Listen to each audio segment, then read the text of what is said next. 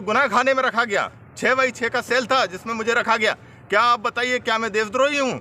जिन लोगों को, जो क्रांतिकारी लोग थे, जिनको काला पानी की सजा होती थी, उनको 6x6 के सेल में रखा जाता था काल कोठरी में। हम लोग काल कोठरी से छूट के आ रहे हैं 6x6 की से। और मैंने व्यापक घोटाला उजागर किया है और मेरी लड़ाई 12 साल से शिवराज सिंह से चल रही है। और मैं आपको आज वादा करता हूं कि शिवराज सिंह चौहान के नेतृत्व में यदि भारतीय जनता पार्टी ने चुनाव लड़ा तो इनको इतनी मुंह की खानी पड़ेगी, 230 में से यदि इनकी 70 भी सीटें आए तो मेरा नाम बदल देना। और संघर्ष करो।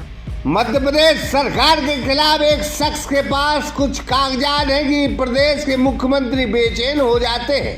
इस शख्स के पास कुछ ऐसा है कि भाजपा सरकार इससे थर्राती है। यह शख्स आम नहीं बल्कि सरकार के लिए मुसीबत है। तब सरकार की पुलिस ने इसे एक मामले में फंसाया और आतंकवादियों जैसा जेल में यातनाएं दी।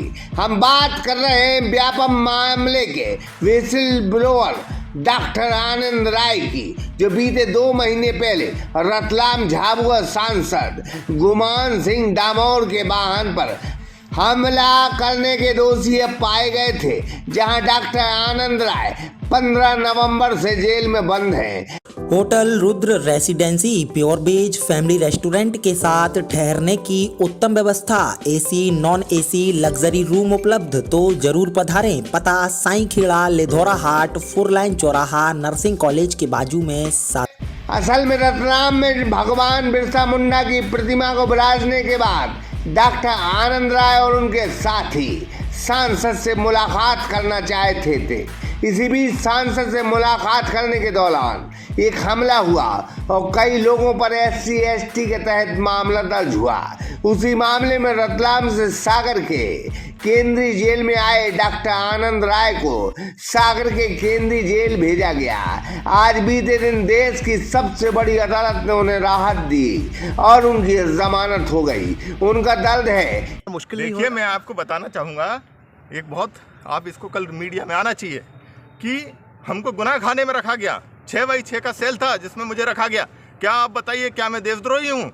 जिन लोगों को, जो क्रांतिकारी लोग थे, जिनको काला पानी की सजा होती थी, उनको 6x6 के सेल में रखा जाता था काल कोठरी में। हम लोग काल कोठरी से छूट के आ रहे हैं 6x6 की। और इतनी कठिन सजा के बावजूद, यातना के बावजूद हमने चू नहीं बोला, क्योंकि हम गरीबों की आवाज़ कर रहे हैं। हम ईमानदार लोग हैं, हम नहीं डरने वाले इससे। और मैंने व्यापक घोटाला उजागर किया है और मेरी लड़ाई 12 साल से शिवराज सिंह से चल रही है। और मैं आपको आज वादा करता हूँ कि शिवराज सिंह चौहान के नेतृत्व में यदि भारतीय जनता पार्टी ने चुनाव लड़ा तो इनको इतनी मुंह की खानी पड़ेगी, 230 में से यदि इनकी 70 भी सीटें आए तो मेरा नाम बदल देना। और संघर्ष करो। मैं और यहाँ सागर, देखिए, एक तो हमको बिना नियम के जेल ट्रांसफर किया गया। जेल ट्रांसफर सिर्फ 2 तरीके से होता है, या तो प्रशासनिक होता है या स्वैच्छिक होता है।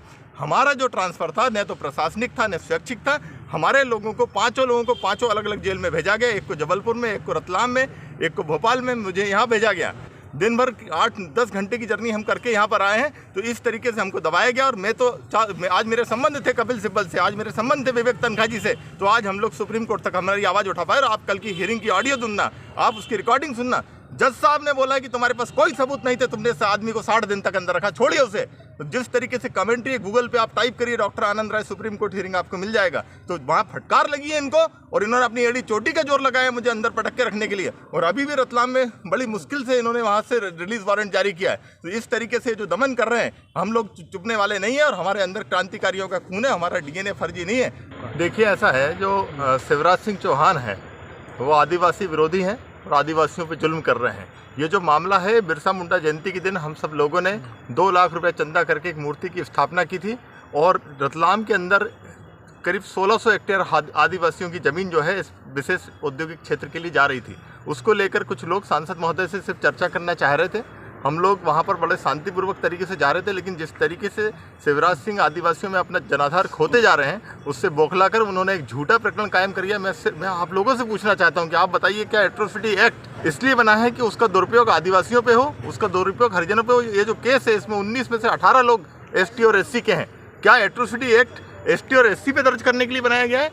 सिर्फ इसलिए इसको दर्ज किया गया कि हम लोगों की जमानत में बार बार अवरोध हो और मेरी जमानत को आपत्ति के लिए 1 करोड़ रुपया आम जनता के टैक्स का पैसा खर्च किया और पहली बार नहीं किया। मेरे सामने सॉलिसिटर जनरल को खड़ा किया। क्या मैं राष्ट्र का शत्रु हूँ, इस देश का शत्रु हूँ, इस प्रदेश का शत्रु? मेरा गुनाह क्या है? मैंने भ्रष्टाचार को उजागर किया। इसके पहले भी गोविंद राजपूत का जो कॉलेज ज्ञानवीर इंस्टीट्यूट, वहाँ पर पेपर लीक हुआ, उसकी जब मैंने सीबीआई जांच की मांग की तब मेरे खिलाफ प्रकरण कायम करवाया गया एट्रोसिटी के अंदर। वो भी अभी भी इस मामले में हम लोगों की कोई गलती नहीं थी। दूर दूर तक हम लोग शांतिपूर्ण तरीके से वहाँ बिरसा मुंडा जी की मूर्ति पे जा रहे थे। हम लोगों पर झूठा प्रकरण कायम किया गया। और ये जो जिस तरीके से काम कर रहे हैं आदिवासी विरोधी, इस प्रदेश का आदिवासी युवा, इस प्रदेश का दलित और ओबीसी इनको जवाब देगा। 2023 में हम इनको 47-0 से हराएंगे। मैं आज वादा करता हूँ आप लोग। जेल से निकलते हुए डॉक्टर आनंद राय ने अपना दर्द बयां किया कि मैं आतंकवादी हूं, जो मुझे 6x6 की काल कोठरी में रखा गया। उन्होंने जेल से छूट कर चैलेंज दिया कि अगर शिवराज सिंह चौहान, जो वर्तमान में मुख्यमंत्री हैं, वो 2023 विधानसभा का चेहरा होंगे, वो भी भाजपा की तरफ से, तो भाजपा को 70 सीटें मिलेंगी। यह वही शख्स है जो शिवराज सरकार के लिए बेहद खतरनाक है। इसके पास कुछ ऐसे कागजात हैं कि सरकार इसे यातना दे रही है। यही शायद बदलाव कर सकते हैं जो इसके पास कागज है। फिलहाल डॉक्टर आनंद राय ने सागर केंद्रीय जेल से बाहर आते हुए बीते दिन कहा है कि उन्हें आतंकवादियों जैसा जेल में रखा गया है। हम तो फिर कहेंगे यह घायल सांप जैसा खतरनाक है, जो सरकार के लिए भी घातक है और शिवराज के लिए तो बेहद घातक है। सागर एक्सप्रेस न्यूज की ब्यूरो रिपोर्ट।